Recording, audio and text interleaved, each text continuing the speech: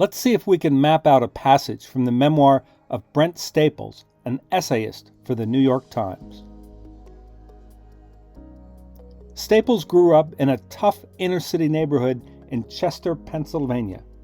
Every day he faced the dangers of poverty, drugs, gangs, and violence. So, how did he survive? As a boy, I saw countless tough guys locked away. I've since buried several too. They were babies, really. A teenage cousin, a brother of 22, a childhood friend in his mid-20s, all gone down in episodes of bravado played out on the streets. I came to doubt the virtues of intimidation early on. I chose, perhaps unconsciously, to remain a shadow, timid, but a survivor. Now it's your turn. How would you draw that map? Think about that right now. Pause the video. Now, in a moment, take another look at the passage. With the text on the screen, pause the video and draw a map of Staples' journey from start to end. Pause the video now.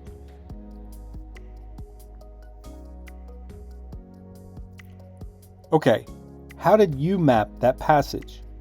Let me show you how I mapped out the passage.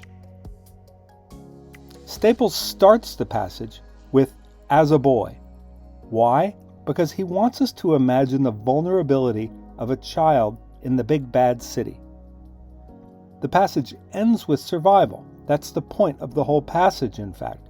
So the question is, what happens in the middle between "as a boy" and survival? Along the way, Staples faced dangers. He knew people who were hauled off to jail. He also knew people who died. In order to stay safe, he had to live in the shadows, and that enabled him to survive. Now it's your turn again. Review the map I drew, charting Brent Staples' journey to survival in Chester, Pennsylvania. Now, map that journey in a completely different way. Highlight the key aspects of Staples' journey, but with a different shape, a different contour.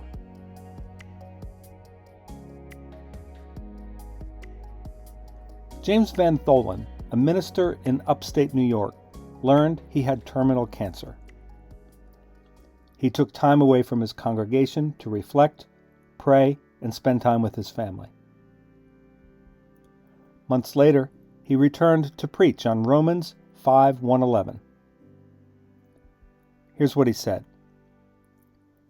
So let me start with the honesty. The truth is, for 7 months, I've been scared. Not of the cancer, really, not even of death. Dying is another matter, how long it will take and how it will go. Dying scares me. But when I say that I've been scared, I don't mean that my thoughts have been centered on dying. My real fear has centered somewhere else. Strange as it may sound, I've been scared of meeting God. Now it's your turn. How would you draw that map? In a moment, take another look at the passage. With the text on the screen, pause the video and draw a map of Van Tholen's journey from start to end.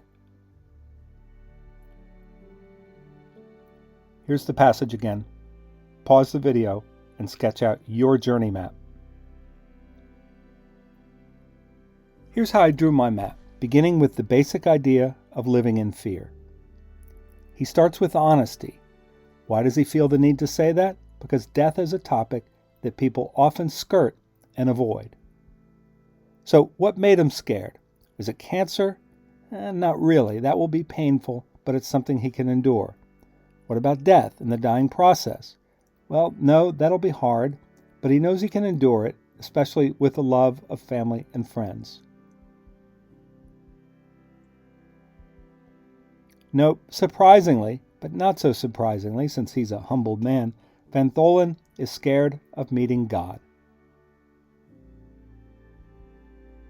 Now it's your turn.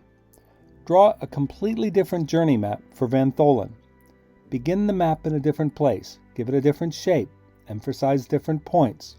See how a different map might produce a different story or a different way of interpreting the story.